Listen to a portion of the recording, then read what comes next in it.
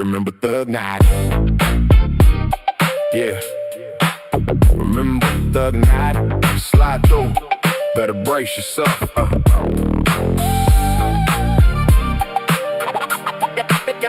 Thug Night. Slide through. Better brace yourself.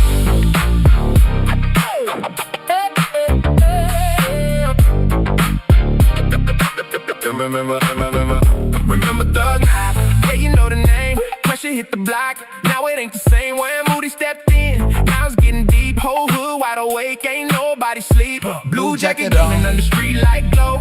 Bass hit hard. Yeah, you already know. Talk was loud yesterday. Now it's quiet today. Whole block watching, see how it play. Remember Thug Night. Yeah, he bring that heat. Bass knock heavy. Feel it in the street. Blue jacket on, moving through the night. Game locked down, everything inside. Remember Thug Night. Don't forget the name. Every move precise, never playing games. Talk box layer while the baseline bleed. Pressure keep rising, yeah, we plant that seed. No turning back, nah, no second guess. Every move sharp, yeah, we aim for best. Talk box crying, melody cut clean. 808 slamming like a movie scene. You was live before, now the beat talk back. Heavy bass rolling, yeah, we stay on track. Step by step, every move got weight. When the lights come on, better stand up straight. DJ cut, let the talk box glide. Every corner feel it when he slide. No fear, no stall, staying 10 toes. When the lights hit bright, everybody knows. Remember Thug Night. Name ring loud. Remember Thug Night. Name ring loud. Remember Thug Night. Remember Thug Night. Name ring loud. Remember Thug Night. Name ring loud. Blue jacket moving, stand out the crowd. Heavy bass knock, talk box lead. Pressure keep building till we all succeed. Remember Thug Night. Yeah, it's locked in tight. Every move clean, every step precise. When the beat fade out, still hear that sound. Bass knock slow as it fades to the ground.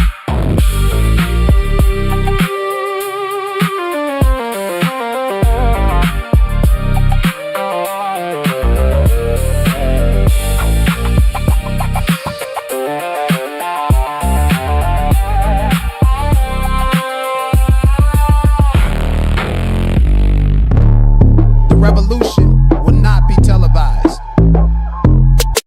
The revolution will not be televised. What is in your life's blueprint?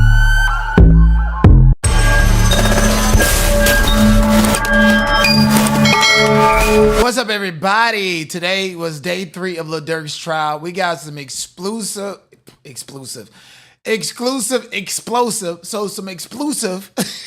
news and information that just came out that honestly was a matter of common sense. Stalking, who's involved, the hitman, why OTF Jam has not been indicted, what does this mean for Lil Durk, Vonnie, and so much more. First, I want to tell you guys a story about how I get this name, Thug Not.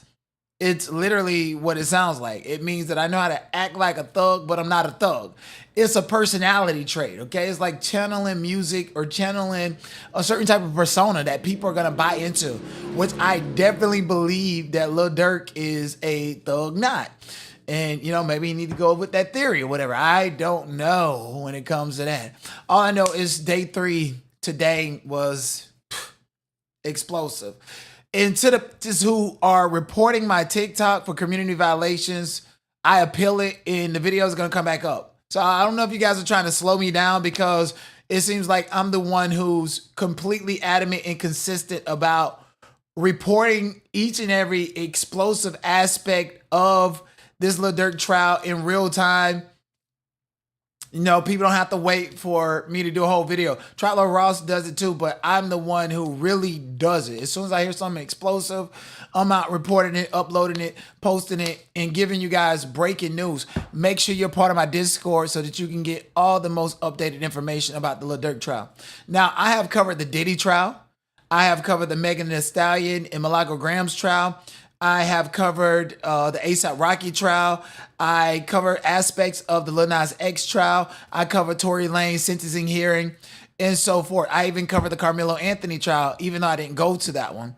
Boots on the ground content is where it's at. I covered the Blueface trial. I was there when Christian Rock got arrested. So I go around covering trials. I don't proclaim to be an expert on gangs or be a complete expert on what's going on with OTF. And most certainly, if I know who OTF Jam is and then they're saying his government name, it can get confusing.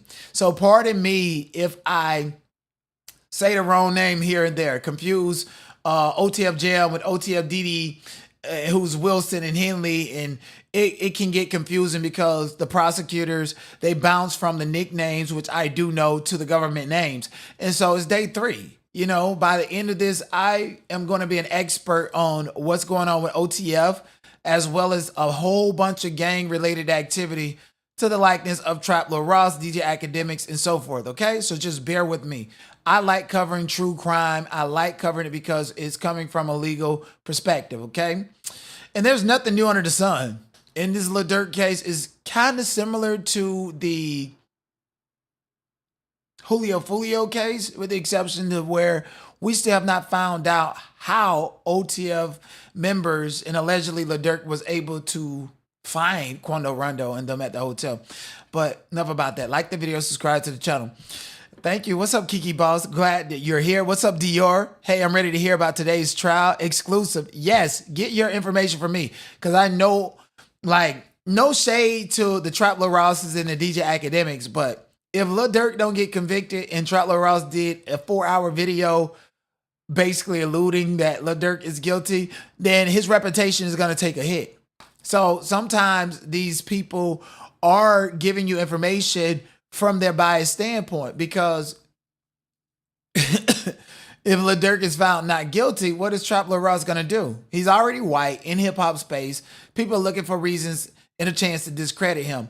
So some of the information he might report to you, he could report the same thing that I'm reporting, but he could be a little bit more passionate about the prosecutors presenting their case and not as passionate about the defense presenting their case, because he has his name, his reputation, his platform on the line. I have no dog in the fight, so I'm going to give it to you straight up. And I'm sorry if I mix up stuff. They're chewing me out because I said Vonnie and King Von was cousins. They were calling each other cousins. They were street cousins. Vonnie lived with King Von when he was in Atlanta, Georgia. He might as well be his cousin. Don't chew me out. And you bald-headed, you mad because I got more hair than your greedy grandmammy. Leave me alone, okay? And I always get that I look like and sound like Kel Mitchell. This is why Kel Mitchell's wife wants me to produce and star in the movie about her life and her interaction with Kel Mitchell. But see, yeah, I'm comfortable with myself, but it's exit only, you know, hint, hint. Like the video, subscribe to the channel. Let's start with some information that has been going around. Now, Trap Lil Ross, again, Trap Lil Ross has everything to gain and everything to lose if Lil Durk is found not guilty. Again, he's going to say certain things that seemingly makes Lil Durk seem like a snitch, like he's guilty. He's more team feds simply because what are you going to tell the people? Are you going to apologize for making all these hundreds and thousands of dollars off of Lil Durk if he's found not guilty? No. So I do want to say shout out to Mo Gangit. He called out Trap Lil Ross over Lil Durk headline and tweet about OTF Vonnie. Durk did not just blame everything on Vonnie. What the F? So let's get into this. This headline and this tweet from Ross, I got to talk to Ross. This is not a story. Durk did not just blame everything on Vonnie. What the fuck? Vonnie got picked up by cops, admitted to everything, admitted to getting the cars, arranging the flights, admitted to getting the guns, buying the ski masks, admitted to getting Sprinter vans and taking everybody around. And then he said, I did all of it while facing life in prison. I did all of it because Durk Banks paid me to do it. And now Durk Banks is in court saying, I don't know what the hell he's talking about. And to put out a headline that says, oh, Durk just blamed everything on Vonnie, what the fuck? No. Putting that out, what the fuck? So this headline and this tweet from Ross, I got to talk to. So I will first off say that Mo Gaggett is right. You can be right and wrong at the same time.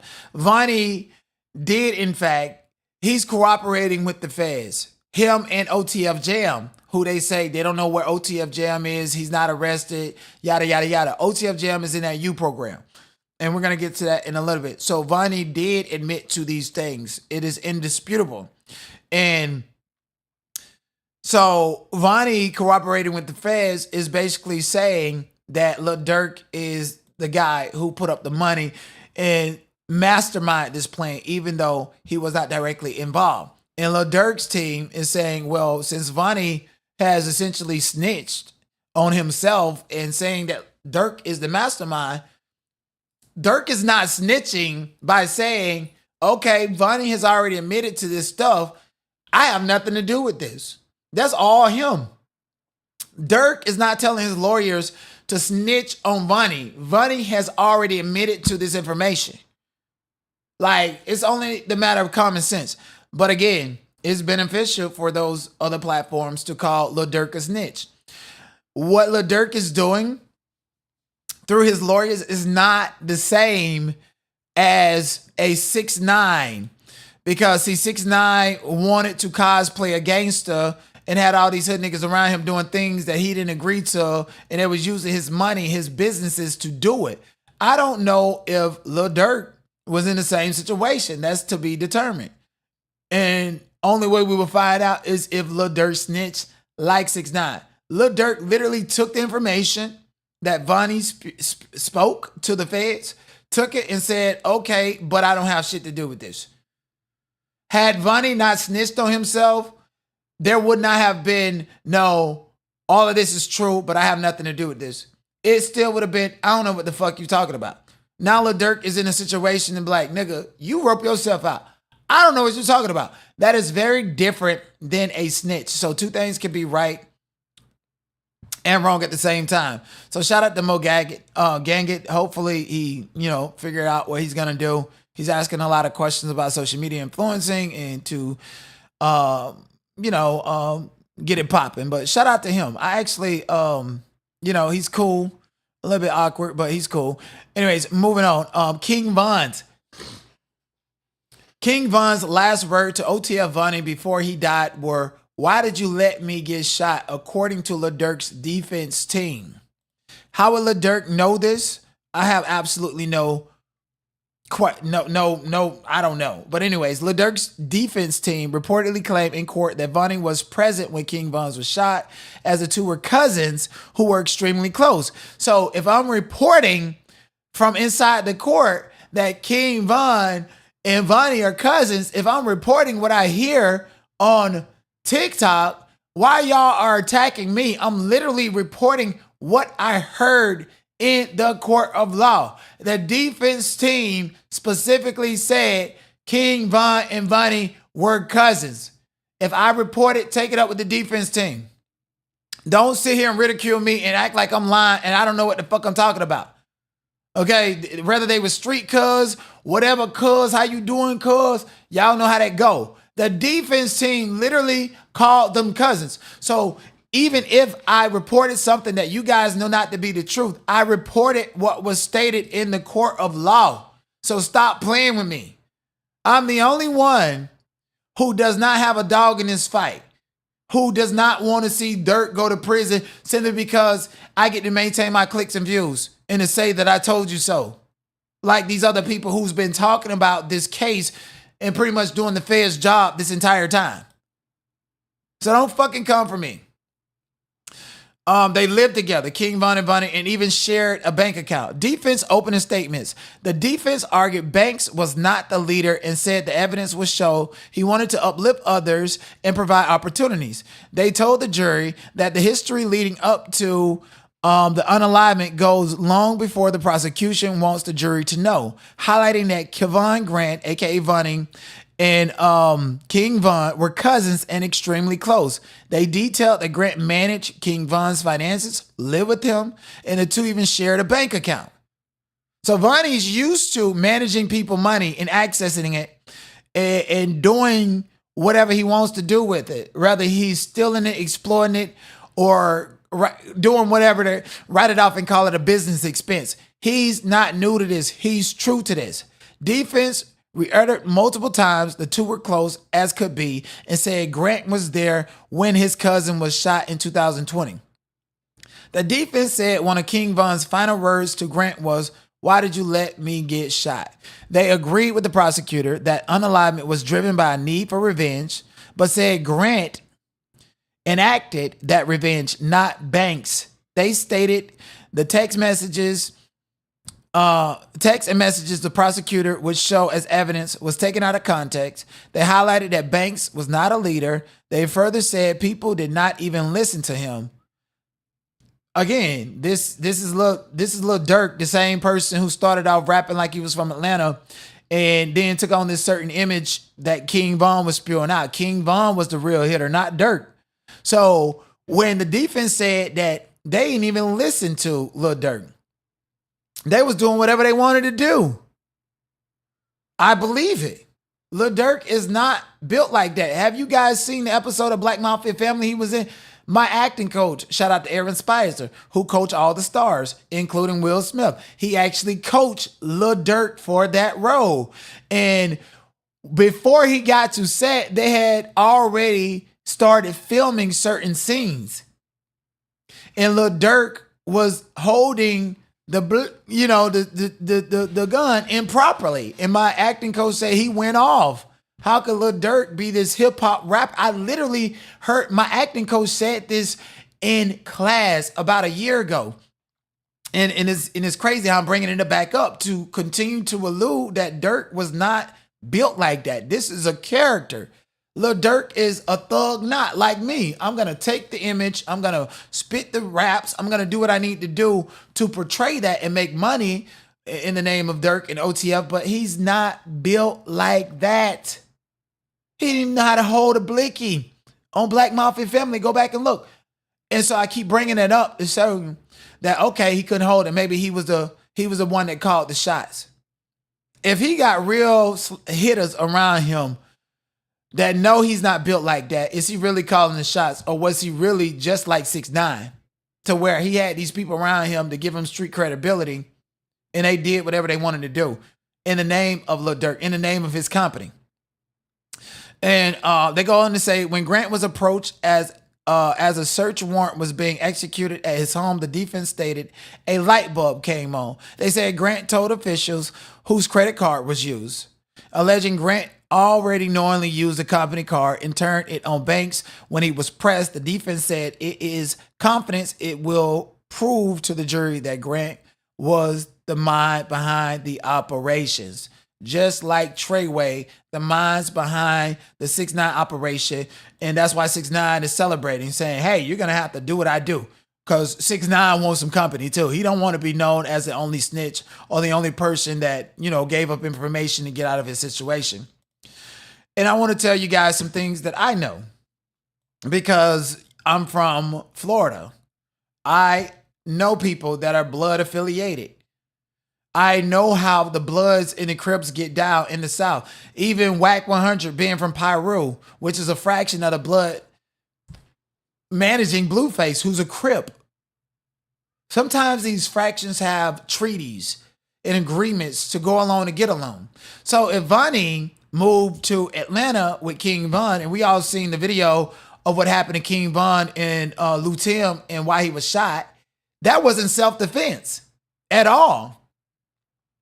But where King Von was shot at, that territory, where that hookah lounge is at, the people that run that territory have an agreement with the Rolling 60s.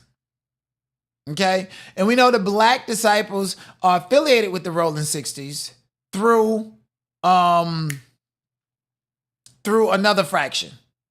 I'm not going to say it because they're going to eat me up right now if I say the wrong one. There's something Nation, not Live Nation or something like that. And so when Lou Tim and Quando Rondo being from Georgia, it doesn't matter if Quando Rondo is from Savannah when he's in Atlanta and have conflicts with dudes from Chicago and the Black Disciples. right? And this is blood territory. We even recently learned about the gang wars in Atlanta, Georgia, by way of police officers saying that Lil Baby, who is Crip affiliated, Rolling 60 affiliated, the same as Quando Rondo, he wasn't supposed to be in a certain territory because it was ran by a different fraction.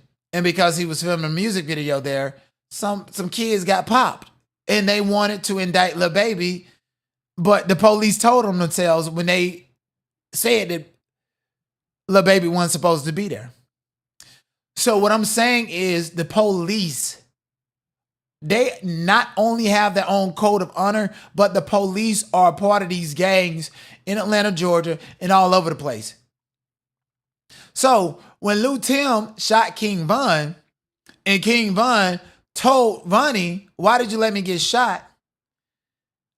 According to what I'm hearing, is Vonnie was getting extorted by a lot of the Bloods and the Crips in Atlanta, Georgia. That's the only way for him and King Von to have been living there. And a part of that extortion was Vonnie taking King Von's money and paying these fees. So there would be money going out that King Von was unaware of. How many times do we see artists, not just rap artists, but even take, for example, Rihanna. She was broke after Good Girls Gone Bad and didn't know it until one day she sat down with her accountant and went over her bills. So who's to say that Lil Durk knows every single dollar that is being charged in his American Express and coming out of his accounts without doing an actual accounting? So according to the defense, Vonnie, who had access to King Von's money, and according to the streets in Atlanta, paying extortion fees and all this other stuff with King Von's money, it's highly likely that Vonnie having access to Lil Durk's American Express account in different accounts was more than likely continuously paying extortion fees and or doing whatever the hell he wanted to do. Too much trust in this guy's hand. So I think it's very relevant to point out that even before Vonnie started, being solely in charge of and having access like how he did to Durk's account, he had the same access to King Von's account. And I feel like he manipulated Lil Durk to make him think that he was not a double agent. Vonnie has been a double agent. OTF Vonnie is a double agent to the Atlantic gangs who are blood correlated, and while he's repping Black Disciples. It's no difference than Whack 100 being Pyro blood related and in business with Blueface, who's a Crip. Do you guys follow me? So I follow the defense when they said this about Vonnie. I totally follow it. I do. All right. Now let's get into the notes from today. So OTF Jam is going to testify against Lil Durk. I don't know if it's going to happen tomorrow, but more than likely it's going to happen this week. And the courthouse is turning into a circus already. OTF Jam claims Durk put money on his books when he was in prison, serving 12 years, and then gave him money when he got out. I don't see a problem with that. I don't. There's so many rappers that give money to other rappers and to their homies that they grew up with. Why are you going to have and make all of this money and you're not going to do for your homies that you grew up with? All of them from Southside Chicago. Why not? I mean, are rappers and rich people supposed to be careful about helping out their family, their community, and people that they care about because one day they can just automatically say that you gave me this money because you wanted me to do this without it actually being clear? It needs to be crystal clear to convict somebody beyond a reasonable doubt. So OTF Jam got jammed up in May 2023 for a shooting that was unrelated to the Quando Rondo shooting. He got jammed up for another shooting. That case has not been filed. We learned that OTF Jam was the third shooter. There was no public indication about it. There was no public post or anything. Now, if Lil Durk was a snitch, he would have found ways to leak out information leading up to his trial to say, hey, OTF Jam was the third shooter. We heard that today because Durk and everybody involved, and I'm not saying Durk is involved, as far as the other co-defendants and the other two guys that was the shooters and the guys that drove the car and everybody else that's arrested, they kept their mouth closed. Nobody opened their mouth. Nobody leaked it to the public. Nobody called into no jumper. We even heard phone calls that were leaked of Lil Durk on the phone with other people. He never opened his mouth about OT Jam. We finally got to hear it from the defense and the prosecutor's mouth that OTF Jam was the third shooter. Why he hasn't been indicted on that? The same reason his case file has not been filed for that May 2023 arrest. Because he's in that U program, which requires full cooperation to have his court case sealed, frozen, and or closed. Now it makes sense why people were saying OTF Jam was wearing all these wires. Where is he? He's gone. He's missing. And by the way, I think DJ Academics created a video the other day saying that Lil Durk had something to do with OTF Jam's baby mama being popped. When in reality, OTF Jam baby mother worked for the U.S. Postal Services.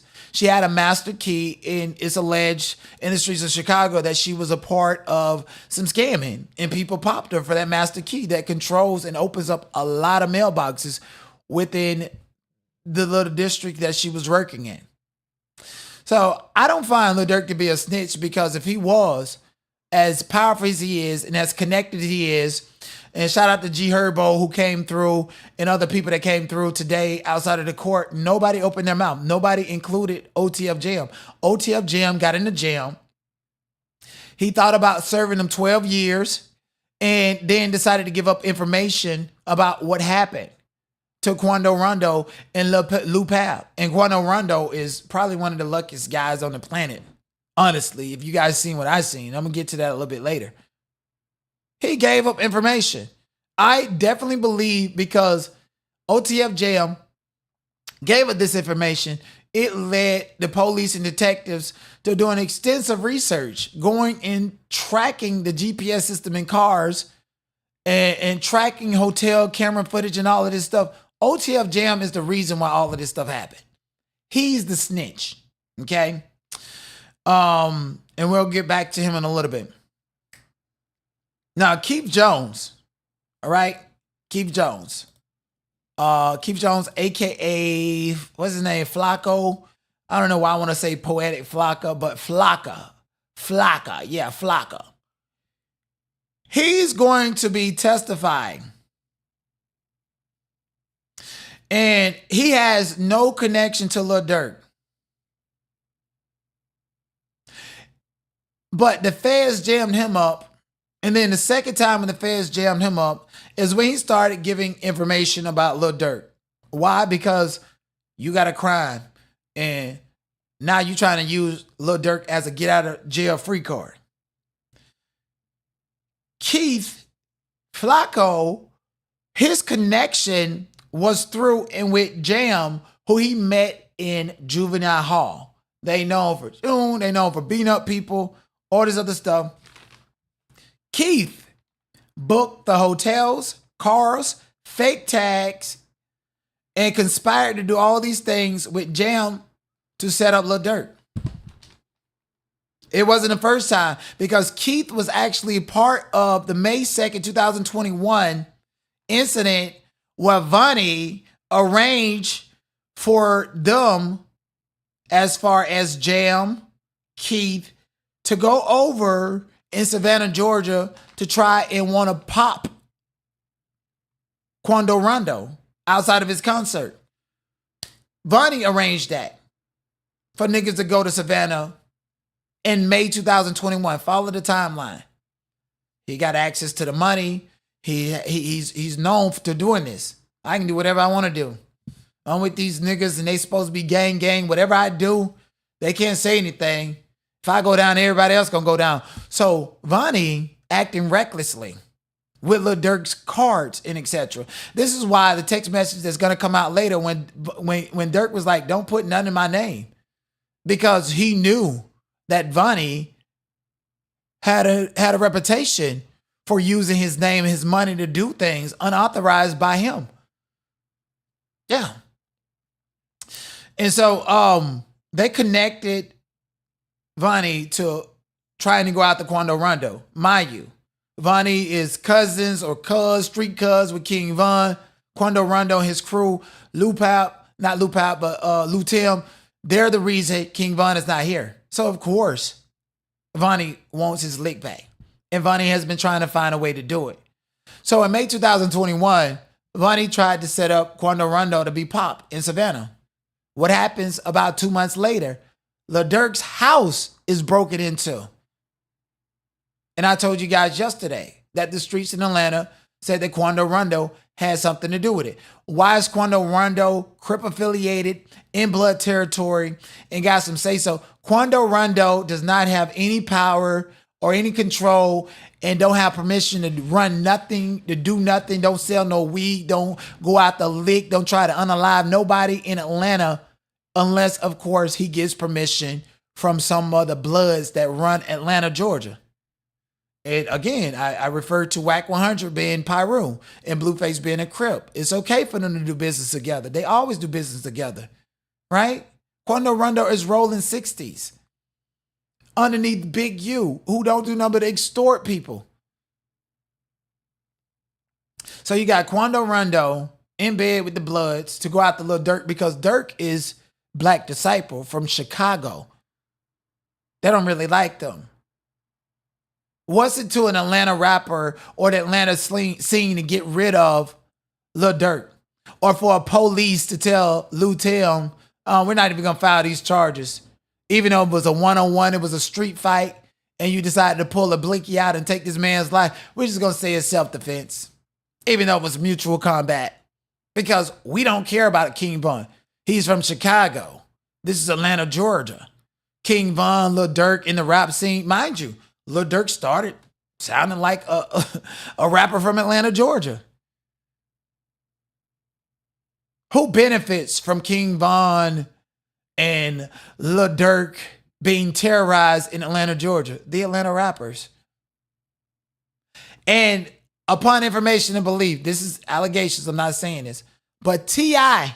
has something to do with making sure Lou Tim did not get any charges for the unalivement of King Von.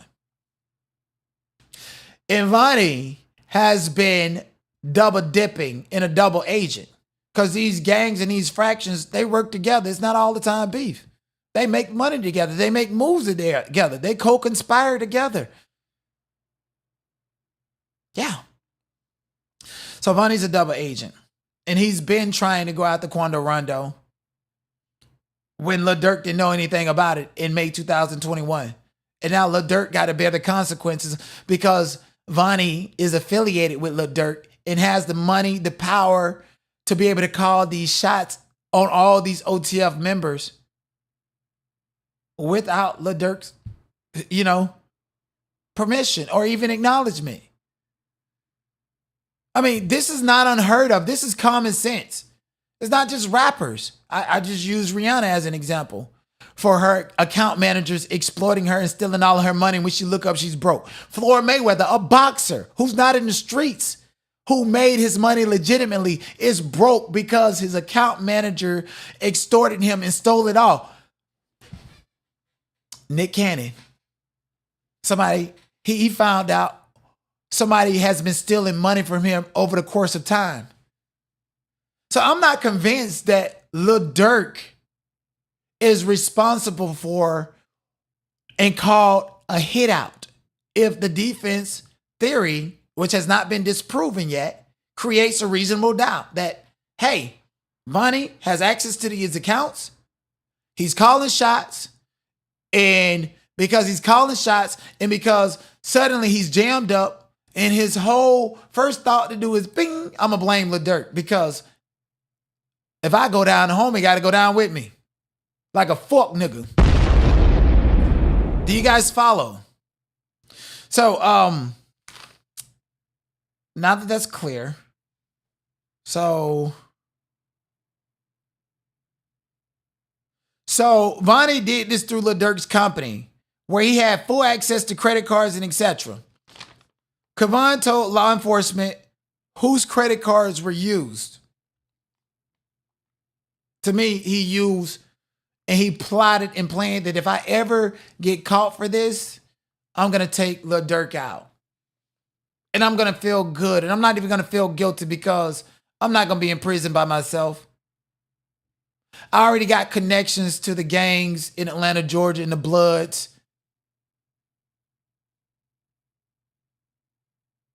The Black Disciple, I'm a Black Disciple. The only affiliation that we have through the Crips is through another fraction that's only in prison. So if I'm a Black Disciple and I go to prison, I got to find this small fraction of people that's going to really have my back. Or I got to sell my niggas out and be a double agent for these people over here. And they're going to protect me if I rat on Lil Durk because he's a Black Disciple from Chicago. I'm pretty sure Vonnie cooperating with the feds. Intel that he don't touch no prison in Chicago or no prison where Black disciples actually have weight and power. Put him in a blood prison. Or better yet, put him in a rolling 60 prison. The same set that Quando Rondo is affiliated with. Because I'm a double agent. And I'm going to use Lil Durk's money to do all of my bidding.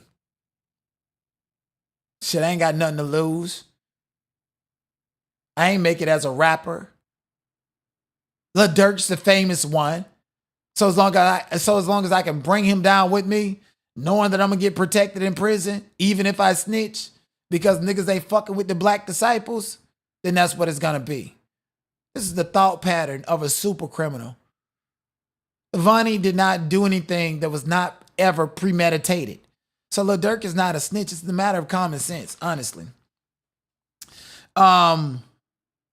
They went and said that you would never hear about Lil Durk trying to, you would hear about Lil Durk trying to fly out the country.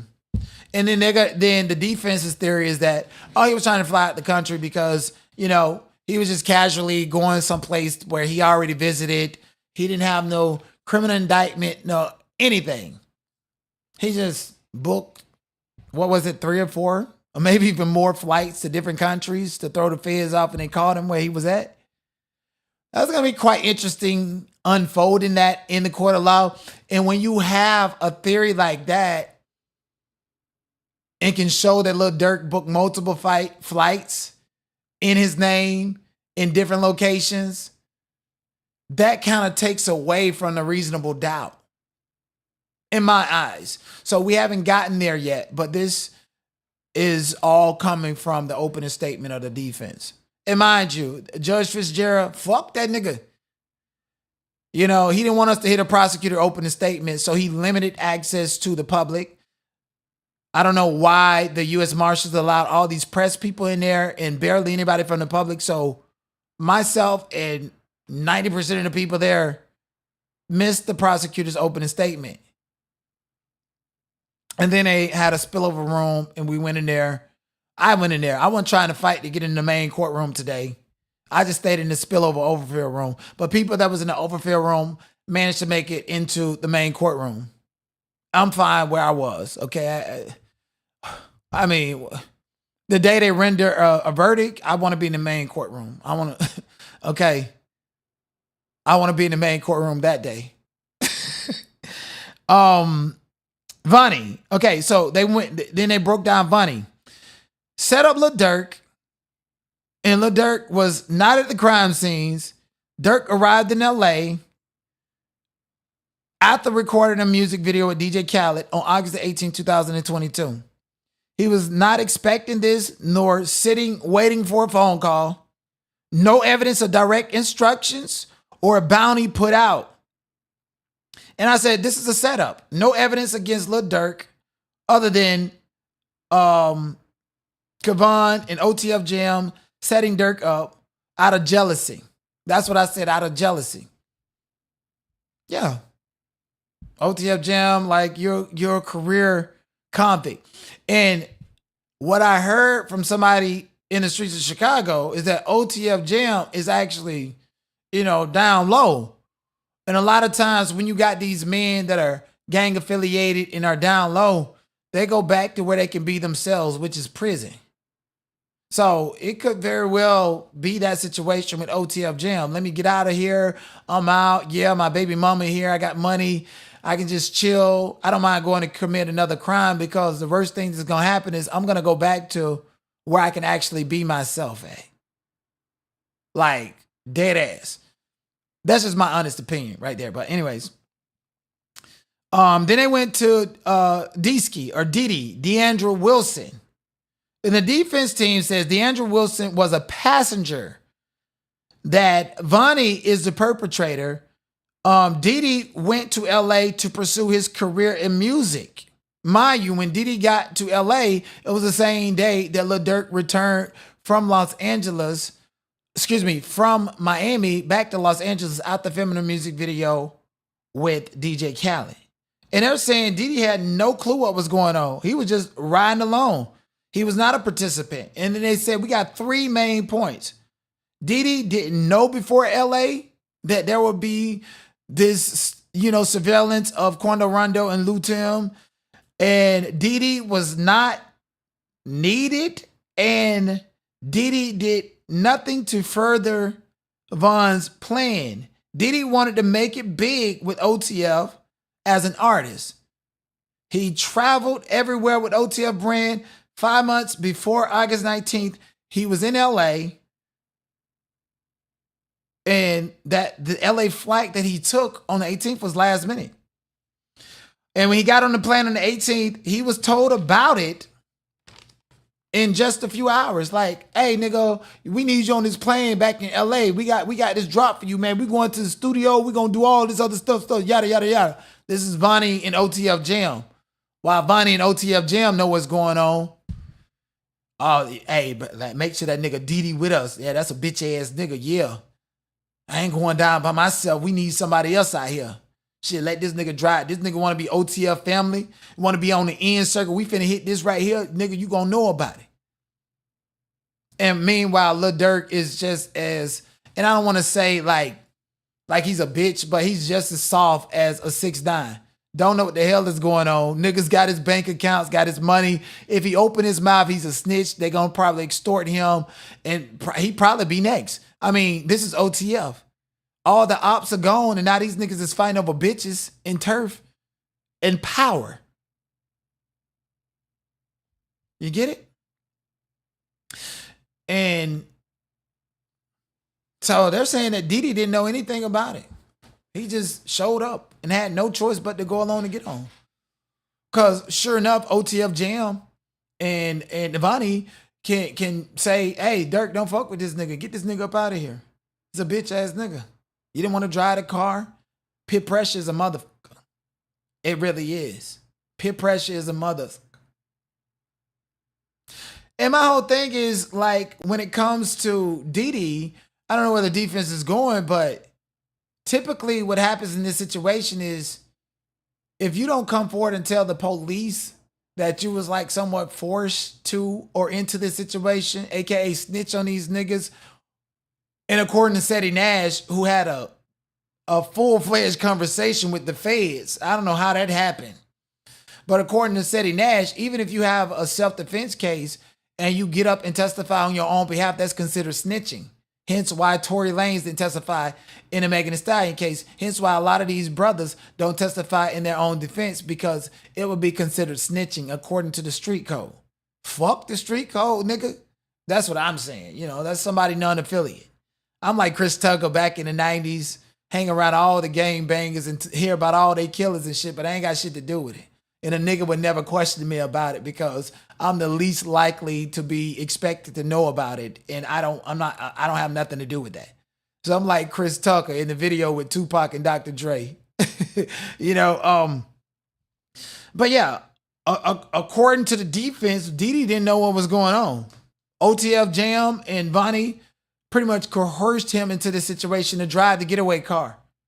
He didn't know what was going on, and he was so not down with that to the point to where he was at his hotel room And later on, when the prosecutor presented his case, we're going to talk about it a little bit. He was at his hotel room. He was picked up and forced into this plot.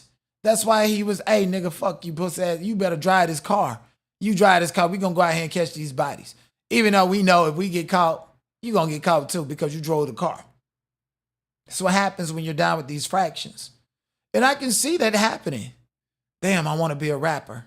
I'm signed to OTF. Even if I want out of this and don't want to do this, my music can never come out. What, am I going to pull a Pushaisky against Gucci Mane and get out of this OTF contract? That little Durk don't really have a final say so. It's Vonnie in his OTF jam. These are the real criminals, according to the defense thus far. And it was juicy today. And like Diddy, OTF Jam didn't know about Von's plan. That's what they're saying. Vonnie met with not Vonnie. But OTF Jam met with the feds 30 times to speak about Lil Durk.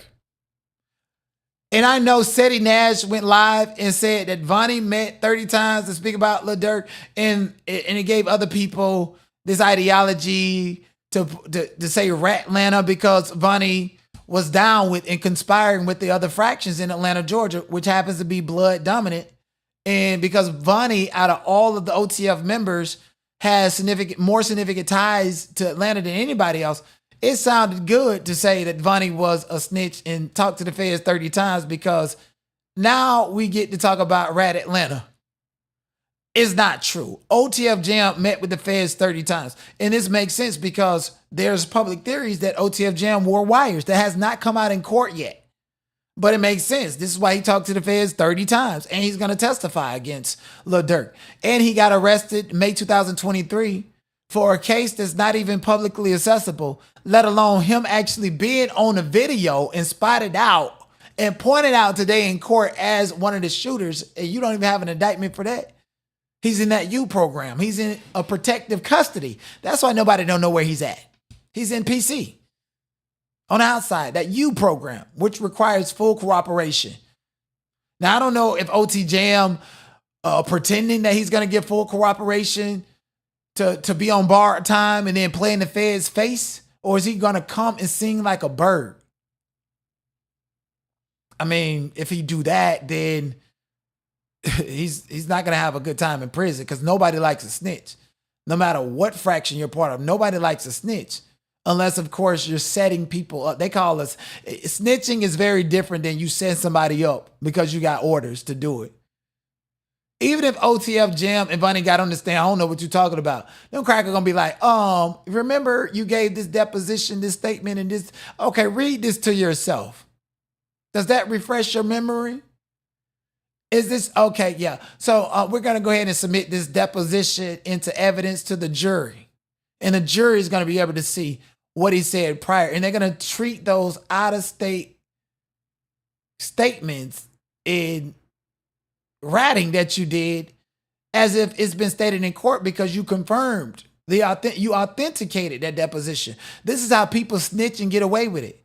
They've been a snitch and then get to court and act like, I don't know what you're talking about. I ain't no snitch, man. Get up out of here, dog. Hell no. Fuck that on the dead homies. You already did all the snitching, hoping and praying that somebody don't take their case to trial so that you don't be called out.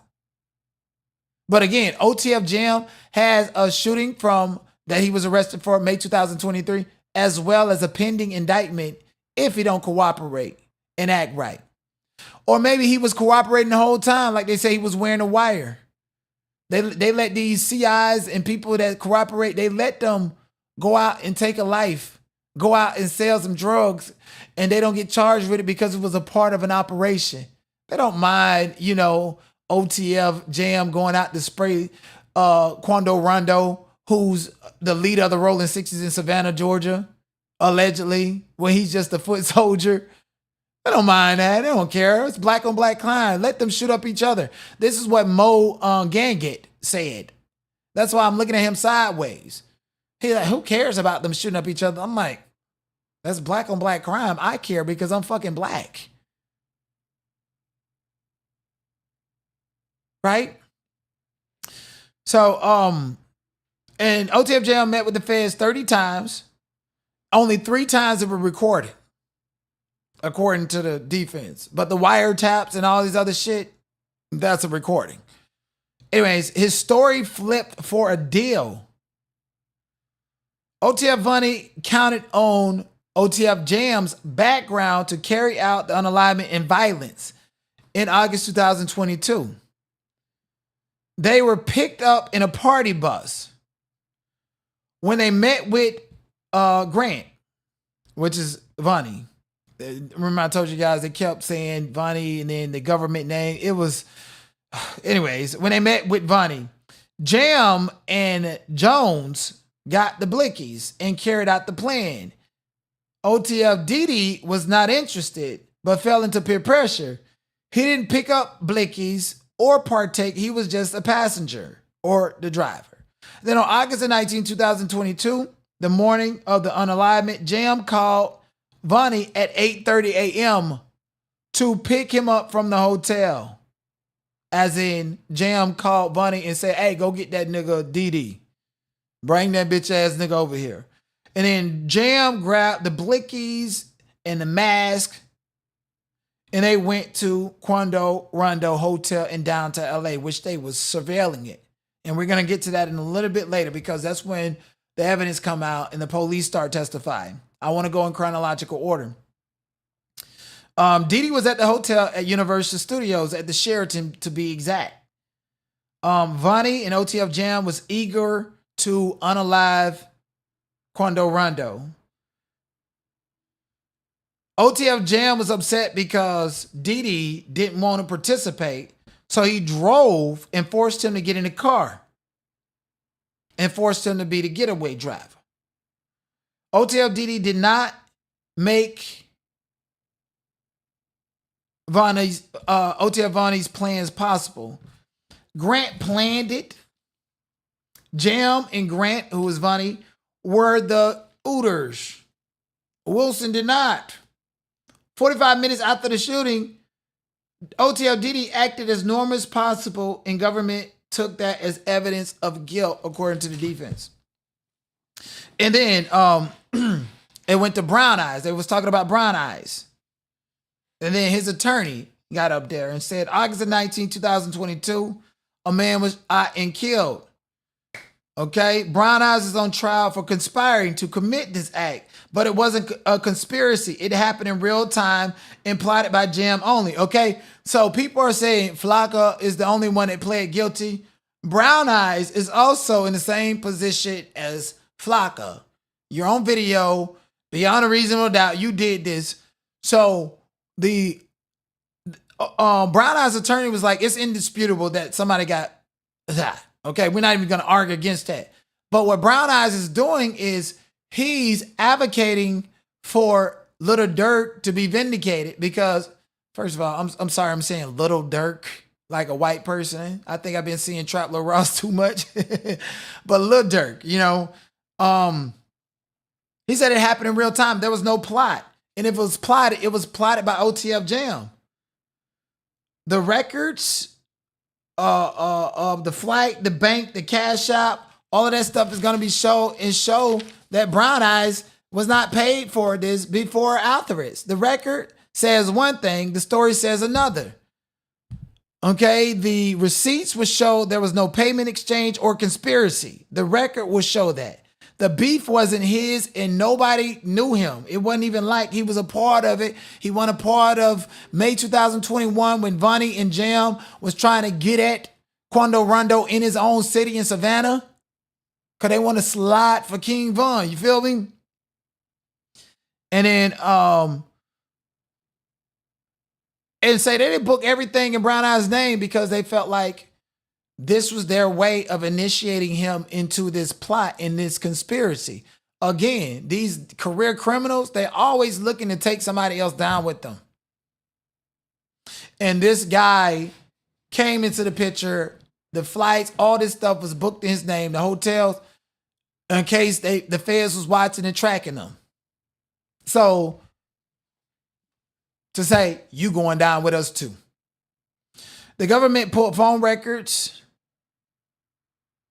and there was communication, Davis phones, with one individual connected to one of the persons involved. They're saying, you pull up his Brown Eyes phone record, he was only talking to one person that's involved. Was it Jam? Was it Vonnie? There was not one payment sent to him before or after the shooting. Mixed motives does not fulfill an empty deal. That's that if it don't fit, it must acquit line. That attorney. And that gentleman is African-American attorney. I like him. He's a nice guy. And they said if motives are not there, the feds will try to point to prospective opportunity. Oh, if you do this, I promise. Vonnie, OTF Vonnie is the type to say, if you do this and you down with this, I'll make sure Durk do this for you. I run that nigga. I run his finances. I pay for studio time for you. Durk ain't gonna say shit because OTF Vonnie, very much like Whack 100, who's a blood in a Peru, doing business for and managing Crips. Fuck that shit. I got Bloods on my side. He's locked in to the gang members and the Bloods, blood rappers in Atlanta, Georgia, that let this stuff be possible. You think Durk or OTF Vonnie or anybody in Atlanta, Georgia that's connected to the Black Disciples or the Rolling 60s like Quando, Rondo, and them, you think OTF is doing anything without the Bloods knowing exactly what's going on and where they are and without them approving it? Just imagine Lil Durk going into an Atlanta studio without Future and them knowing about it or approving it. Though they grew up around here and they know all these niggas. Vonnie was the plug guy. He was the median between the fractions. He's the double agent. He's the one that'll rob you blind, like how Floyd Mayweather got robbed blind, doing any and everything with Lil Durk's money without his permission and acknowledgement. And sometimes it take people years to catch this. And I use Rihanna as an example, who's not gang affiliated. Floyd Mayweather, it took him, it took Nick Cannon years to find out. Vonnie is a double agent between these fractions. Vonnie's a scam artist. He's a thief. He's a liar. He has no loyalty to nobody but his own cause. Follow me?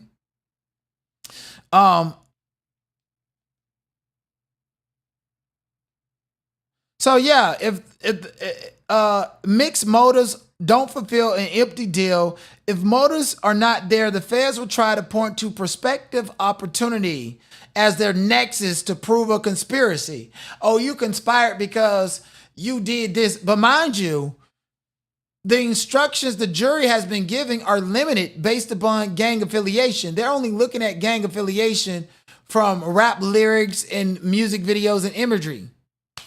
Okay? Brown Eyes is not in these videos.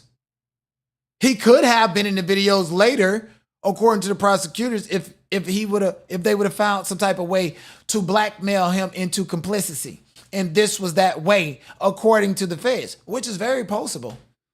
But this is not the Minority Report. Niggas is not the Minority Report. You cannot take possibilities into the court of law and convict somebody beyond a reasonable doubt. Sorry. Okay? The records will not show one fingerprint, DNA, name on the receipts, DM car, anything showing that Brown Eyes conspired with Didi, or Flocka, who already pled guilty to the unalivement. Flocka pled guilty already. All right. And so that was the defense opening statement. And I found it to be sound in mind because I'm like, oh, this is common sense to me. I'm not on the trier of fact. I'm the 17th juror, the one that comes from the hood. I'm thug not, meaning that I know how thugs move and I got a thug side to me, but I've chosen not to be that, to better my life and to move away from that. Just imagine you're Lil Durk from the south side of Chicago. You got to take care of everybody. You got families still in Chicago that you care about, that these niggas are off like they did D-Thing because he's not being complicit with their agenda. Lil Durk is literally 6'9" without the snitching, meaning that these niggas came around him and ran their own operation under his name and under his businesses. This makes sense to me, but I'm not on the trier of fact. And they make sure there's no black people or no minorities on the trier of fact who understand this. There was police officers, there was firefighters, there was public officials who service minority communities. There was even a woman who volunteered at a program that is an outreach for delinquents and second chance program. That lady should have been on the trier of fact because she gets it. She understands how these fractions work and how peer pressure work. She would have been able to clearly see this for what it is, the same way I'm doing it. I left the hood, bitch. I don't want to go back to the hood. And I didn't leave my hood to get involved with no niggas from nobody else's hood, bitch. You got me fucked up. Fuck that shit. You know? Nobody, according to the map, and shout out to Holly, a very beautiful publicist. She had on this blue dress. It just fit her. Like, girl, you can wear that shit all day. Just make sure you wash it because we don't want you funky around the courthouse. But she looked real good today, okay, in that blue. And she showed me the map of the jurors. And there's no representation. Somebody need to go to the Supreme Court to say that there needs to be representation, not only race and color, not only based on race, but actual upbringing. You can't judge people based on their upbringing, but if you're going to have a jury, everybody should not have had a fucking silver spoon in their mouth and scared of black people just because they don't know them. And I told you guys, and I would use this as a clear example when it comes to the trier of fact. I went to Argentina. I was in Argentina back in May. And when I went to Argentina, for the first 2 days, it was good. And then I started realizing there's really no black people here. What if I get sick and have to go to the hospital? And then I started seeing certain traits and I'm like, these people are fucking racist. I felt like my life was in danger in Argentina. And look what they did to IShowSpeed at the FIFA Awards in the soccer game. Look what they did. Argentina is very racist. So for me being a black person, stepping somewhere where there's no other black people, I was scared for my life. That's the first time that I really felt like what white people in America feel like towards black Americans from these marginalized communities. I was like, damn, I felt like a crack in Argentina. Ooh, I don't want to go back there. And I don't want to give them a chance to make it up. You're racist, Argentina. I would never go back.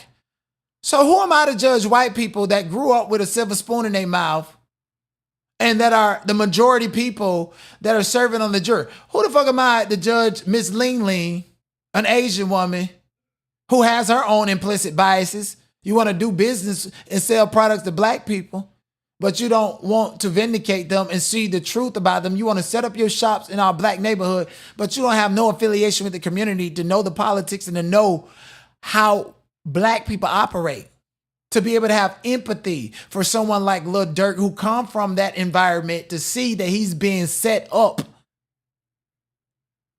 This is why people got an issue with Trap Lil Ross. Nigga, you from over there eating tea and crumpet. And your reputation is on the line if Lil Durk does not get convicted. So of course, you're going to push a narrative that's against him. You're not going to be for him. Because if you're for him, you're going to lose a lot of money and a lot of supporters that already don't like you, but tune in just to hate watch you. You see what I'm saying? There's no fair representation on this trial of fact, and this is what I'm scared for. And this is why I do my videos on TikTok and I'm ghetto and hood, because I want to show these people I'm pretty. I'm a pretty boy, but I'm still hood. I'm walking around the court acting like a hood nigga intentionally to show them that this is who I am, but I'm not a product of that environment. You cannot judge me based upon my how I decide to communicate rap lyrics or based upon Lil Durk's artistry. I told you guys yesterday, it is a violation of discretion under Federal Rules of Evidence 403 for Judge Fitzgerald to have admitted artistic expression in the court of law that was created prior to this crime happening. For all you know, Vonnie is like, yeah, nigga, keep on saying in your song and slide for King Von, because you know that's hot on the streets and that's what niggas want. Whole time, he plotting and going over there to Savannah to unalive Quando Rondo. Okay, the prosecutors pointed out the bank records and showed what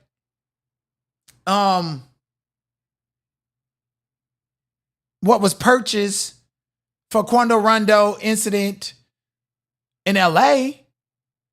But the defense also referenced May 2023, meaning that they can pull up financial records if Vonnie was in charge of the finances to show what he purchased and how he did the same move back then.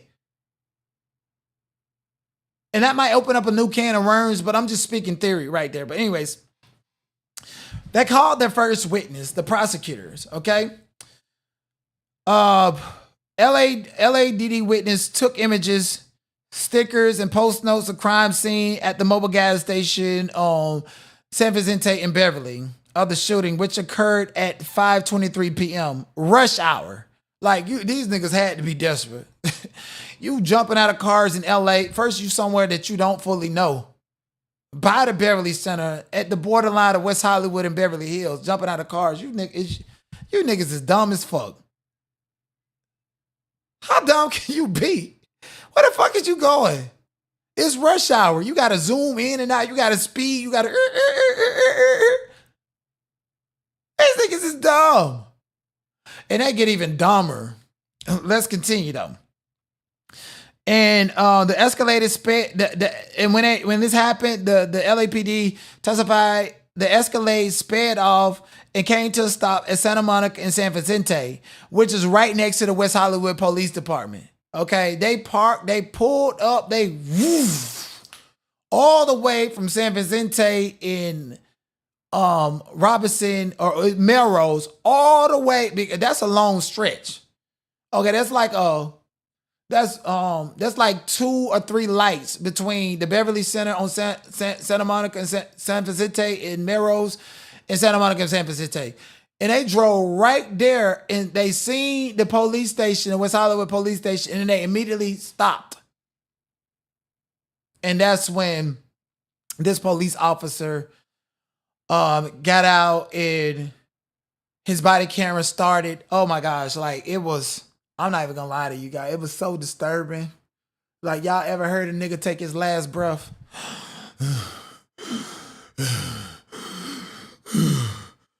Like, I was like, damn, bitch, turn that audio off. I'm an empath. So I felt Lou Pap's pain. And just imagine you white and you don't know about the streets and don't know about the setup and don't know about none of this, and you feeling this man's pain. What the hell? Oh, and you feeling this man's pain. And you looking at these defendants in the state of saying that they did it. I know them crackers was look. Mm-hmm. You know,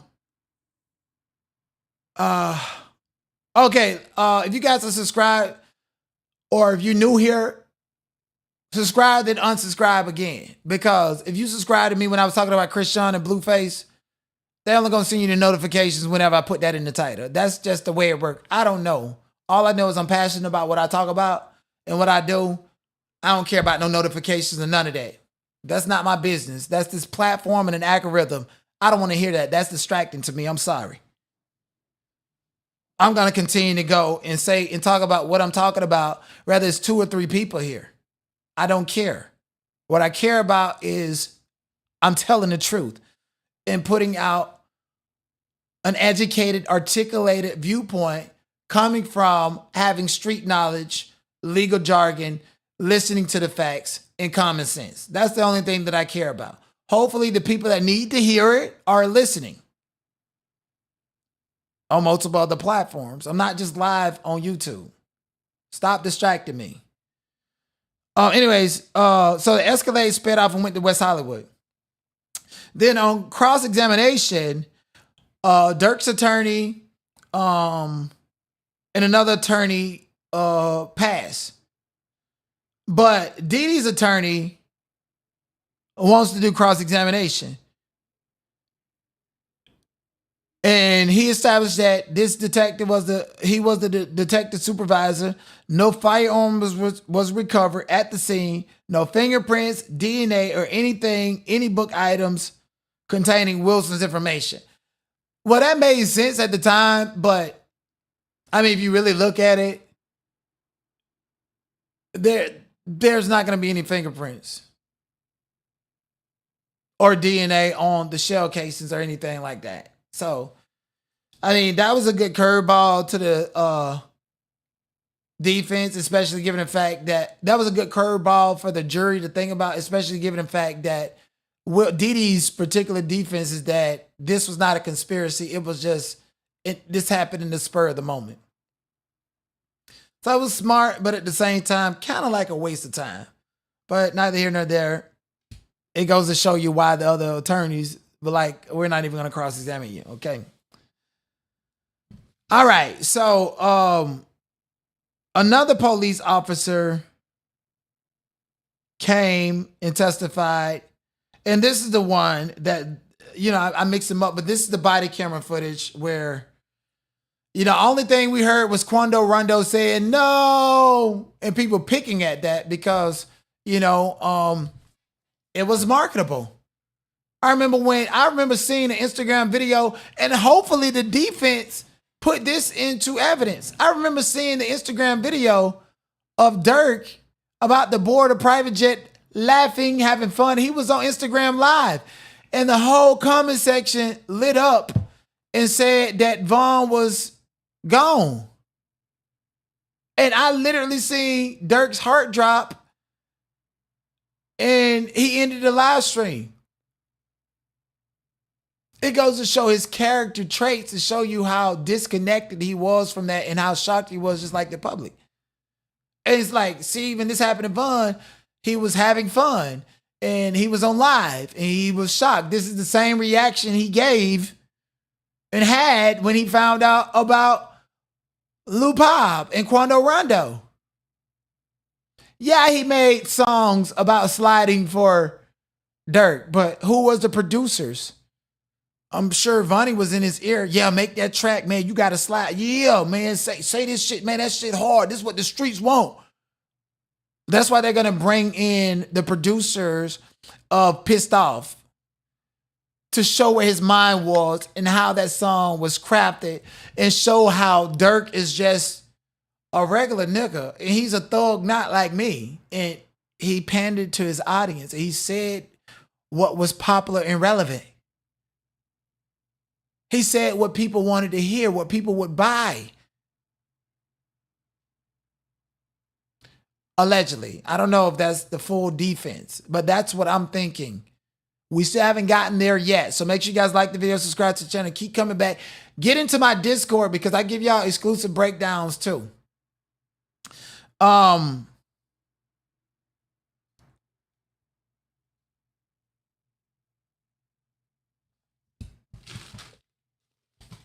So nobody cross-examined that police officer that testified and showed that video. Then they brought the doctor. This is another heartfelt, emotional moment. They brought a doctor who testified to, you know, working for the coroner's office and receiving Lou Pop's body. We've seen an image of Lou Pop's body. He had 3 gunshots in his left arm. And the reason why the left side of Lou Pop's body was hit, because we also seen the video of what happened of, you know, the stalking, which I'll talk about a little bit later. But when the Escalade was at the mobile gas station, the driver's side is where the gas tank was. The driver got out and pumped gas and got back into the driver's side of the car. Quando Rondo was still in the gas station. Quando Rondo was still in the gas station in the mobile when this happened. Lupab, he had the passenger back door side of the car open. He still had the car door open. So when those bullets hit him, they didn't have to go through metal or go through a window or anything. He had the door open in that particular moment in time. It was like, I don't know what Lupab did, or if it was just, it's not, God's going to call you home and he call you home, okay? No matter how much pain you go through or how it happens, God's just going to call you home. I done seen people went to church and did everything right and died in their sleep, while others died in a horrible accident. However you go is however you go. But my whole thing is, damn, Quando, what's the coincidence of Quando Rondo being still in the gas station while Lupab had this car door open? And them niggas pulled up, they circled around, they jumped out the car, and by chance when they ran up, that door was open. Like it was his time. And I don't mean to say that like it's good for him, but it was his time. And it's unfortunate because he was so young, but babies die too. It's their time. Some's not right. It's God's calling you back, rather for reincarnation, or rather you done did what you needed to do and you served a certain purpose. Maybe this all happened because it's supposed to put an end to hip hop music.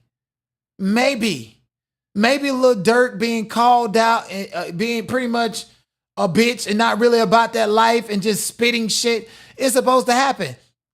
We even seen Machine Gun Kelly came to Durk's trial. Machine Gun Kelly benefited off of Lil Durk. Machine Gun Kelly is the second to last rapper who collaborated with Lil Durk on October the 5th. And then Lil Baby collaborated with Durk on October the 20th at his birthday bash before he went in. Machine Gun Kelly showed up.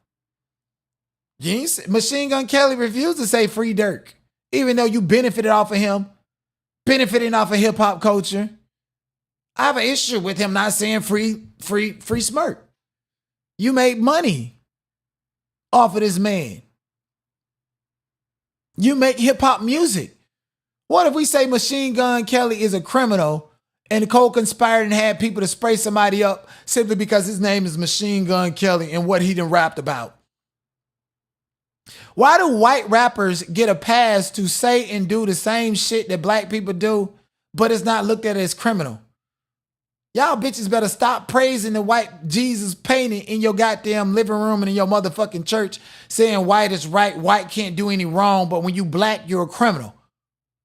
So I had an issue with him showing up to Lil Durk's trial, and you're leaving and don't want to be a part of the Free Durk protest or even want to say Free Durk. Gonna look at my face and say, I can't be a part of that. What the fuck are you here for then, nigga? Fuck that nigga Machine Gun Kelly, dead ass. And then they called up a police witness, and this is where, listen, this is where it got really interesting. And I'm gonna read these notes verbatim, because this shit got scary. Okay, the police witness came up. And, I wrote this. The police then said, I said, 3 niggas pop out of a white Infiniti and start blasting. Ambush shooting. They walked through alley, shot up the car. There was 2 cars, a white BMW as well. At 4:38 p.m. on August 19, 2022, the white Infiniti and white BMW is following the Escalade. They showed photos of a Baby Nick clothing store on Santa Monica Boulevard, Santa Monica and Melrose. The Escalade pulls up on August 19, 2022 at about 5:01 p.m. So before Quando, Rondo, and Lupab get to the Baby Nick store, they're already being followed. The first time we hear them being followed is August the 19th at 4:38 p.m. I'm like, okay, at 4:38 p.m., 30 minutes or whatever. Okay, well, I don't know. Maybe they dropped the low or some shit like that, whatever. And this shit just got worse. Then, They was tracking them to the Beverly Center. All occupants in the white BMW and the white Infinity went to In-N-Out afterwards to eat after the shooting occurred. They all went to eat. All these niggas is wearing the same clothes at In-N-Out. And the detective found out the hitmen were from Chicago because OTF Didi had on a particular pair of pants that says "From Rats to Riches." And the detective said he Googled those pants. First of all, it's a little logo on these pants on like by the kneecap. The cracker Googled it, zoomed in and Googled it, and found out that those pants only sell at a boutique shop in Chicago. So that's how he found out that these niggas is from Chicago and LA that shot up this Escalade at the Beverly Center by a pair of pants in a logo. The same way they didn't pointed out how YG had on a certain pair of pants and shit when that man got stabbed up. Oh, he going to prison next. So they found these niggas by a pair of pants in a logo. And I was like, God damn. And I'm going to do you an even worse one. And then they got an Instagram search warrant for OTF Didi account. They got for OTF Didi account. And there was a post on OTF Didi's account. And mind you, before the prosecutors start presenting their case in the defense's open argument, they said OTF Didi had nothing to do with it. He was an innocent bystander. He was just the driver. But they subpoenaed Instagram and got a post from OTF Didi's account around the time that the shooting occurred. And in the post, you can see OTF Didi with some money. You see OTF Jam with some money. Some other niggas with some money, and Lil Durk bent down. And this photo was taken after, but around the same time as the shooting. And the caption that OTF Didi said was, "The real threat, aka the Trenches 300, with the O is 2 red circles for blood." This is what this nigga posted up with this money. This is why they're saying that Durk paid them because of this picture and them posting with money in this picture being posted and taken around the time and after this incident occurred. And then another photo was shown of Durk and OTF Didi and okay, I just said that. And OTF Jam. And then they pulled up an Instagram message and videos pulled from OTF Didi's accounts about the Quando Rondo shooting within days of the shooting. They pulled up Exhibit 164 through 164A. Mind you, they didn't show these exhibits. They just was asking the detective and admitted them into evidence. The defense did not object, did not ask to see it because it probably would have made it worse. I don't know.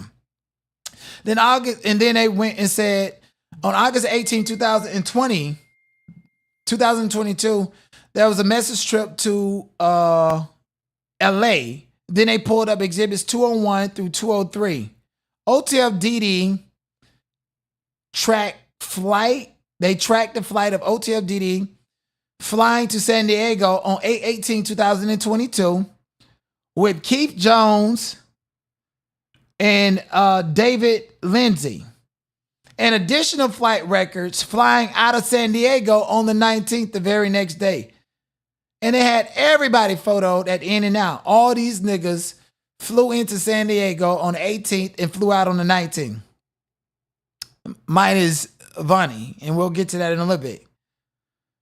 And OTF Jam was not at the In-N-Out at this time. Police contacted San Diego Port Authority to get surveillance video of all these niggas flying in and out of San Diego. On 8/18/2022, they arrived around 6:17 p.m. Photos show 2 people exiting the plane with face masks on.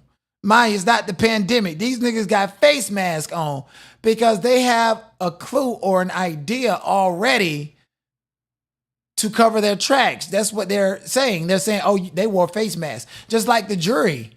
The potential jurors, they was wearing face masks when we seen them because they didn't want to be identified in case they got selected to be on a jury.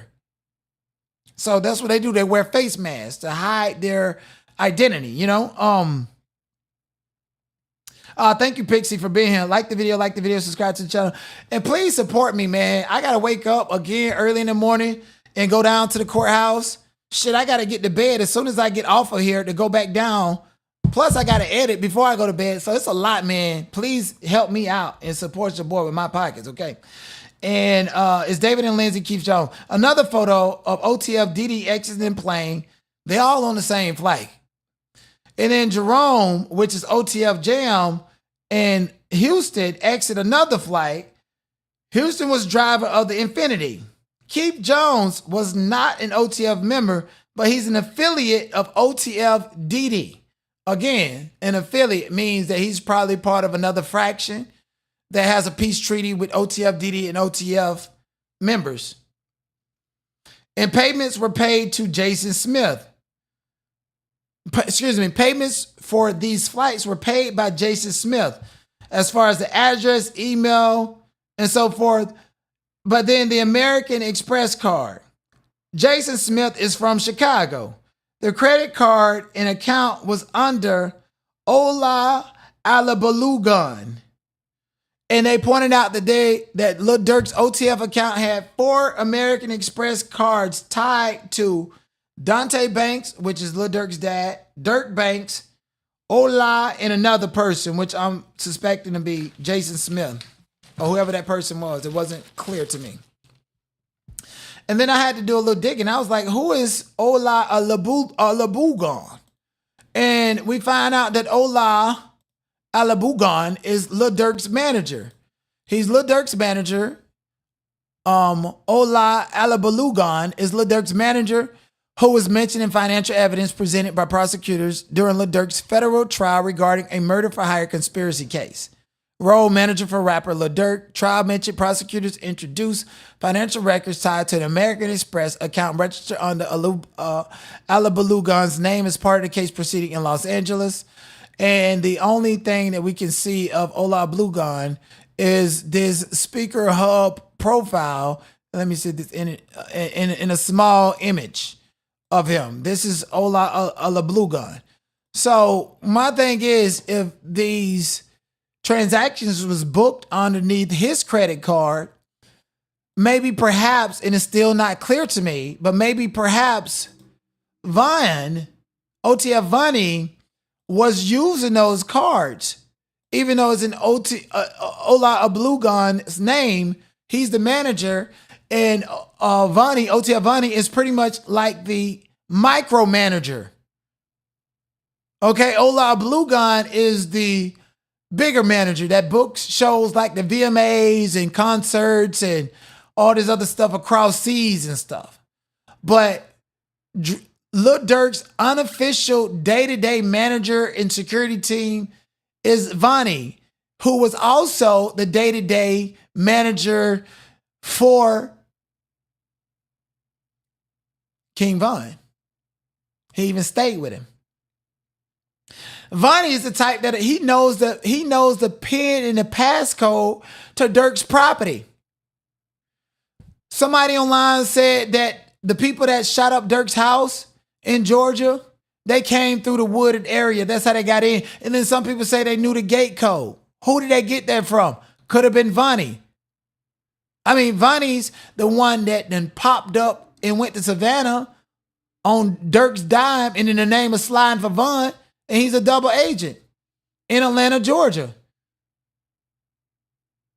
Ain't no black disciple in Atlanta, Georgia without folding to and kissing the ring of a blood who runs Atlanta, Georgia. Ain't no Crip. Ain't no Quando Rondo going to Atlanta, Georgia to make money without kissing the ring of a blood and getting extorted like Big U or Rolling 60 extorting all the bloods in LA.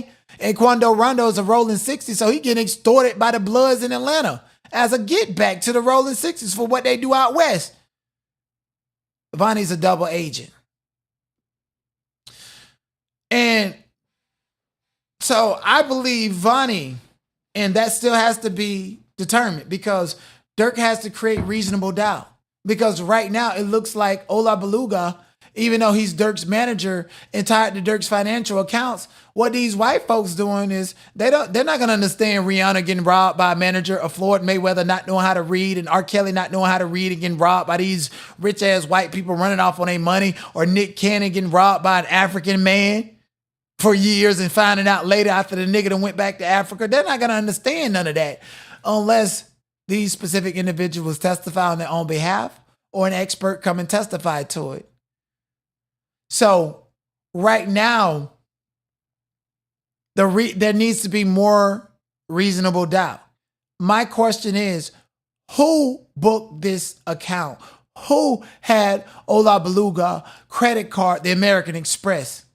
And this same American Express card was used to go and pay for ski masks. And we know Vonnie admitted to paying for the ski mask with this OTF credit card, American Express.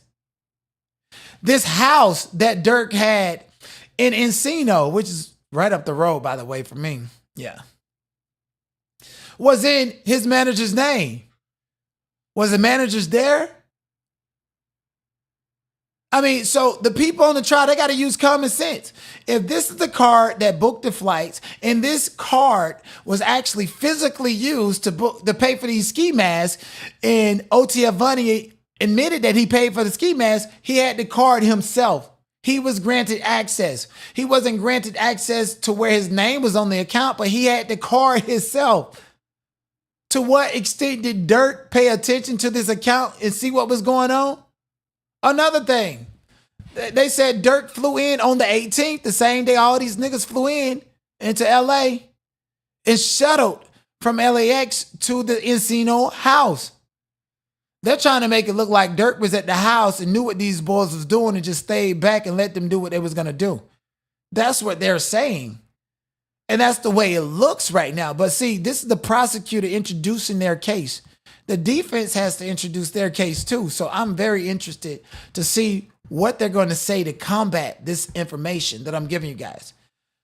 And the police went and testified and said how they tracked them. They tracked the car that OTF Vonnie rented, the white BMW, from August the 16th, and he returned it on August the 20th. They tracked it from him picking it up, going to the Sepulveda car wash, to parking it across the street from the house that Lil Durk's manager had rented out from July 1st, 2022 to October 1st, 2022. How that, when that car moved, how that car and the white Infiniti was literally stalking and tracking Quando Rondo at his hotel. It's like they ran in shifts. It's like they intentionally rented two white cars to kind of like throw shit off. From who? Both of these cars was tracked. Both of these cars was tracked, posting up downtown LA, casing out the joint. The white BMW leave, the white Infiniti replace it, and they're casing out downtown LA outside the hotel, waiting for one of these boys to come out, or both of them, or Quando Rondo specifically, because he was the target, to take him out.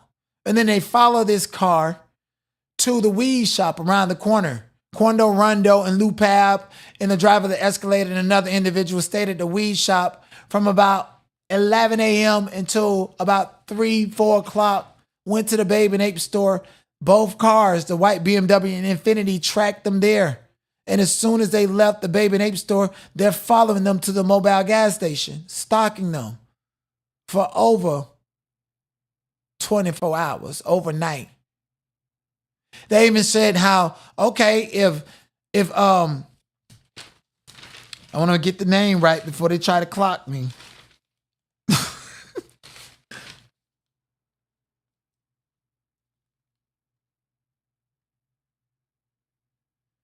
If OTF Didi was at the Sheraton Hotel in Universal Studios, they tracked how the car left around 1 a.m. from downtown LA, stalking Quando Rondo and Lou Pab at 1 a.m. on the morning of August the 19th, and went to the Sheraton and went back to the house and only stayed at the house for about 5 hours before going back downtown. You mean to tell me OTF Didi was not a part of it? They're trying to say that he was a part of a conspiracy. He knew the whole time. But you just cannot, even me using common sense to break this down, you still need evidence. Even some of the potential jurors said that, hey, you know, I was in a case and, you know, beyond a reasonable doubt is beyond a reasonable doubt, but I still question the evidence. They got rid of that person that's questioning the evidence to come up with beyond a reasonable doubt. People on this trial fact will bully you into making a decision. They will bully you into making a decision. And one potential juror was like, hey, you know, I was doing a case and, you know, beyond a reasonable doubt, we convicted the person, but I wasn't convinced by the evidence. That person has to live with the fact that they knew they wasn't convinced by the evidence presented to them to convict someone beyond a reasonable doubt, even though they found them guilty beyond a reasonable doubt. Does that make sense to y'all? So pretty much that was the day. That was the day. It dealt with a lot of stalking.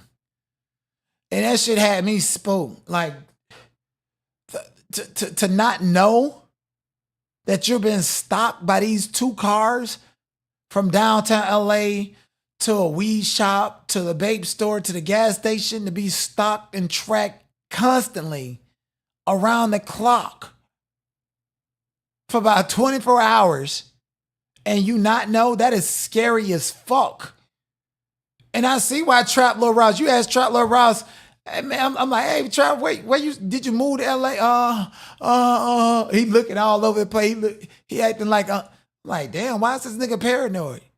And after hearing some shit like this, and knowing that he, you know, do investigative research and do the FEDS job, how these boys rap and track and stalk people, man, this shit was sounding like the Julio Fulio trial a little bit, with the exception that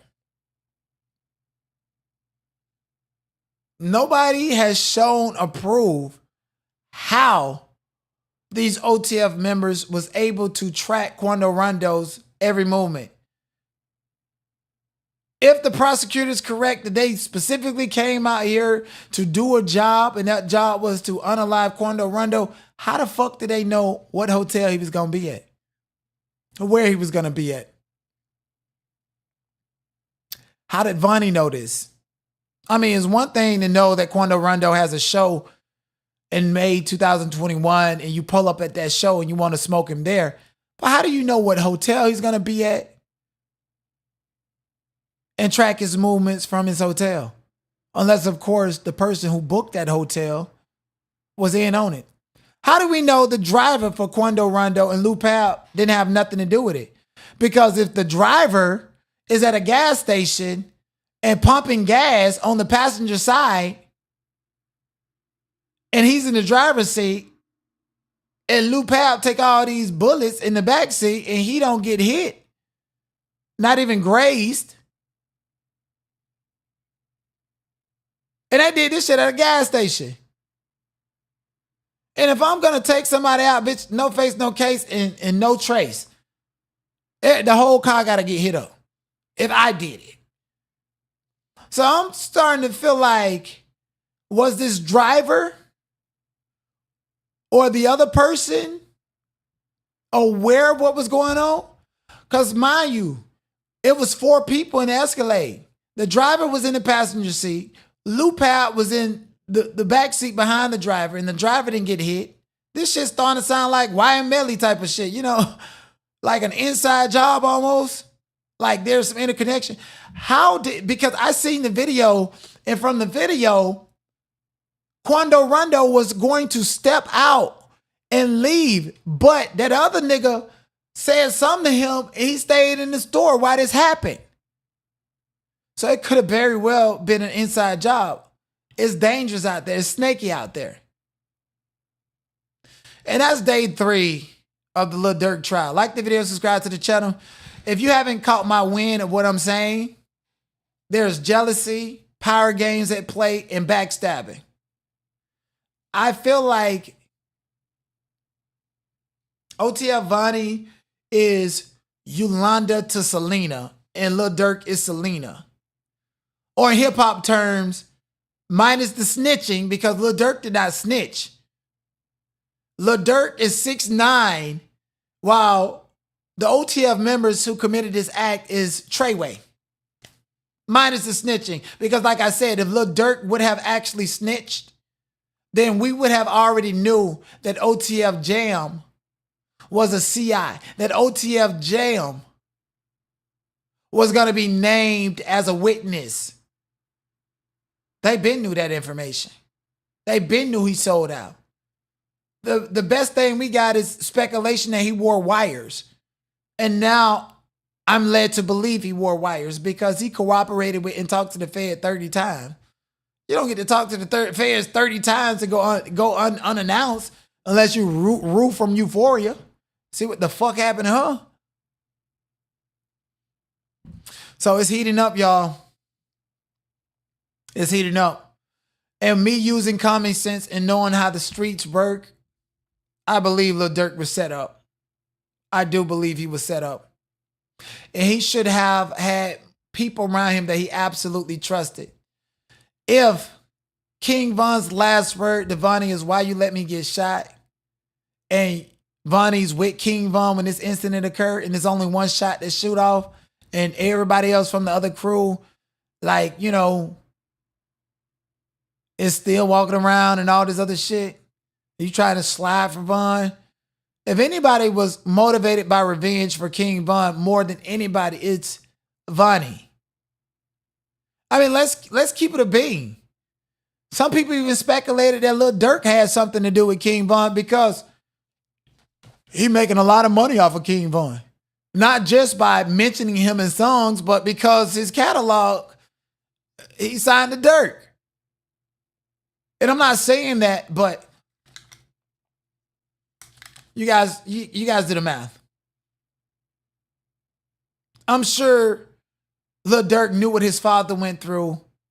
I'm sure Lil Durk moved away from Chicago to get away from that and has been trying to get away from that. From producing new tracks that are more positive, radio friendly. I mean, before King Von even came into the picture, Lil Durk showed us who he was when he was signed to Def Jam. He was trying to do this little pretty boy image and stuff with this bitch, Def Lo, a Meatloaf, whatever her name is. Had everybody thinking that they was dating, but it was just a branding and marketing strategy. He went from being an Atlanta biter to a love rapper to a gangster rapper with this image and likeness that King Von, you know, showed him the way to. And this is making me money. This is my image, and this is what I got to keep up with. I don't see how, like, you know, if Lil Durk pulled the 6'9". I mean, 6'9" wants him to pull a 6'9" so that he's not alone and he can call him a snitch. Even DJ Vlad is trying to call Durk a snitch. That's not true. DJ Vlad is not even at the courthouse. Bitch, shut the fuck up. Anyways, that's day 3. All right, you guys, it is 10:11. I got to do some editing. And I got to go to sleep because I got to be up by like 5:30. So that gives me like a good maybe 6 hours sleep by the time I go to sleep.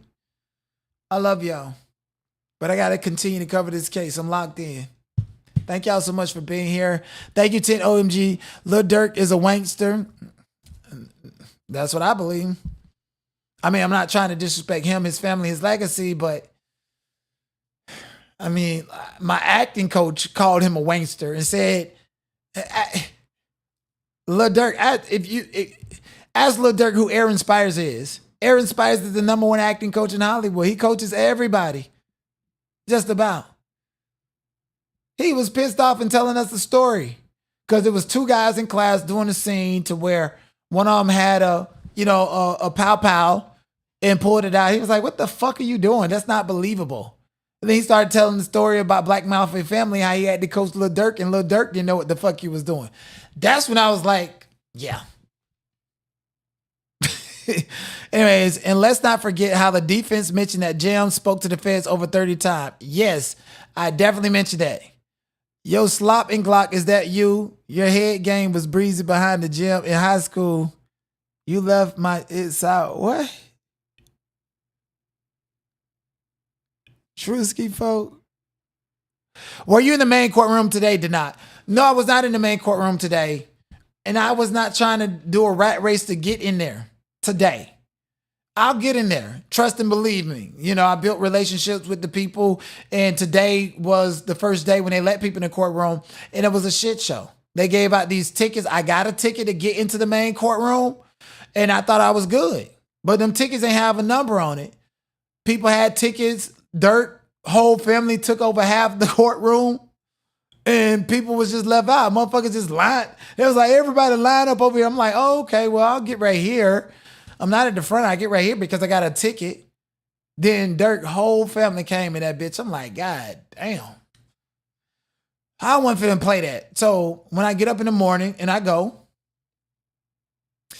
and I get a ticket, and them people know who's been there every day, and they know that they need to make it up for me. So I don't got to scramble. I was nice to them. They was nice to me, and they're going to know what they're going to know. But tomorrow, I feel like it's going to be even more fucking hectic, which is why I got to get up early, and I got to be at the courthouse before they even open, because it's going to be a line out the motherfucking door. Because apparently, Quando Rondo is supposed to be testifying tomorrow. You didn't hear that from me. The revolution will not be televised. The revolution will not be televised. What is in your life's blueprint?